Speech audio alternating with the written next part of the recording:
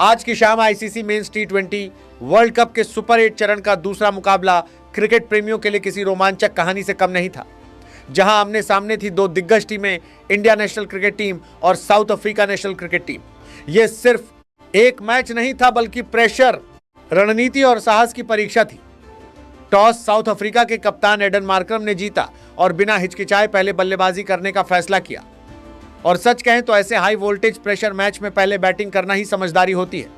Pitch सपाट थी, गेंद बल्ले पर खूबसूरती से आ रही थी और स्कोर बोर्ड पर बड़ा टोटल लगाने का सुनहरा मौका मौजूद था। हालांकि शुरुआत उम्मीदों के बिल्कुल उलट रही। क्विंटन डकॉक और मार्करम क्रीज पर उतरे, लेकिन दोनों दबाव में नजर आए। मार्करम 7 गेंदों पर महज 4 रन बनाकर चलते बने और डकॉक भी 7 गेंदों पर सिर्फ 6 रन ही जोड़ सके। इसके बाद रॉय रिक्टन भी 7 गेंदों पर 7 रन बनाकर आउट हो गए। नतीजा यह हुआ कि पावर प्ले में ही साउथ अफ्रीका ने अपनी 3 अहम विकेटें गंवा दी और भारतीय गेंदबाजों ने मैच पर शुरुआती पकड़ मजबूत कर ली। पावर प्ले में खासतौर पर जसप्रीत बुमराह और अर्शदीप सिंह ने कमाल की गेंदबाजी की। बुमराह ने अपनी सटीक लाइन लेंथ और यॉर्कर से बल्लेबाजों को जकड़ कर रखा। 4 ओवर में महज 15 रन देकर 3 विकेट झटके, जबकि हरदीप ने 4 ओवर में 28 रन देकर 2 विकेट लेकर साउथ अफ्रीका को बैकफुट पर धकेल दिया। लेकिन असली कहानी यहीं से पलटी। मिडिल ऑर्डर में युवा सनसनी डिवॉल्ट ब्रेविस और अनुभवी फिनिशर डेविड मिलर ने पारी को संभाला। ब्रेविस गेंदों पर 45 रन की विस्फोटक पारी खेली, जिसमें 3 चौके और 3 शामिल थे। उन्होंने दबाव को अवसर में बदला। दूसरी ओर मिलर ने 35 गेंदों पर 63 रन ठोक दिए। 7 चौके और 3 के साथ यह पारी अनुभव, धैर्य और आक्रामकता का खूबसूरत मिश्रण थी। भले ही वे अंत तक टिक नहीं सके, लेकिन उन्होंने मैच का रुख बदल दिया। आखिर में क्रिस्टन स्टफ्स ने 24 गेंदों पर 44 रन बनाकर शानदार फिनिश दिया। 3 के साथ भारत के गेंदबाजों पर आखिरी वार किया। हालांकि मार्को जेसन ज्यादा योगदान नहीं दे सके, लेकिन टीम ने 20 ओवर में 187 रन 7 विकेट पर खड़े कर दिए। एक ऐसा स्कोर जो दबाव में पहाड़ जैसा लगने वाला था। भारतीय गेंदबाजी की बात करें तो बुमराह और अदीप को छोड़ दें तो बाकी आक्रमण बिखरता नजर आया। वरुण चक्रवर्ती ने 4 ओवर में 47 रन लुटाए। वाशिंगटन सुंदर ने 2 ओवर में 17 रन दिए।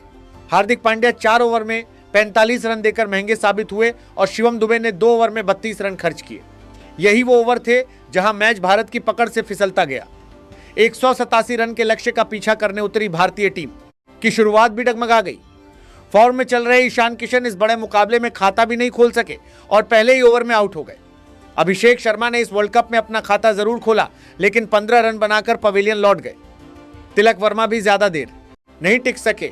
नतीजा, पावर प्ले में ही 3 विकेट गिर चुके थे और भारतीय बैटिंग लाइनअप दबाव में जकड़ा हुआ था। इस हाई वोल्टेज मुकाबले में जब लक्ष्य का दबाव बढ़ता गया तो भारतीय उम्मीदें टिकी थी कप्तान सूर्य कुमार यादव पर, लेकिन 22 गेंदों पर सिर्फ 18 रन बनाकर वो बोसिस की गेंद पर आउट हो गए और एक बार फिर टीम को संकट से बाहर निकालने में नाकाम रहे। उनकी यह पारी बताती है कि कभी कभी प्रतिभा भी दबाव के आगे थम सी जाती है। कप्तान होने के नाते उनसे एक एंकर और फिनिशर दोनों की भूमिका की उम्मीद थी, मगर इस रात उनका बल्ला खामोश रहा। दूसरी ओर वाशिंगटन सुंदर भी 11 गेंदों पर 11 रन बनाकर लौट गए। उनकी फॉर्म अब एक बड़ा सवाल बनती जा रही है। टीम मैनेजमेंट को यह सोचना होगा कि क्या उन्हें उनकी सही भूमिका मिल रही है या दबाव ने उनकी लय छीन ली।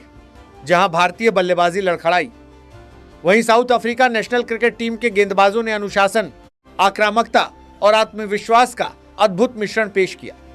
मार्को जॉनसन ने अपनी उछाल और गति से भारतीय टॉप ऑर्डर को परेशान किया। एडन मार्करम ने कप्तानी के साथ साथ चतुराई भरी गेंदबाजी से रनों की रफ्तार रोकी। लंगी नीडी ने सही समय पर विकेट निकालकर मैच का रुख मोड़ा और केशव महाराज ने स्पिन से मिडिल ओवर्स में भारतीय बल्लेबाजों को जकड़ कर रखा।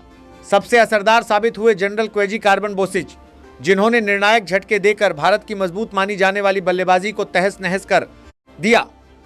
यह सिर्फ गेंदबाजी नहीं थी, यह एक सामूहिक बयान था कि अफ्रीकी आक्रमण किसी भी परिस्थिति में मुकाबला पलट सकता है। अपने घरेलू मैदान पर सुपर ए में यह जीत साउथ अफ्रीका के आत्मविश्वास को नई ऊंचाई दी गई है।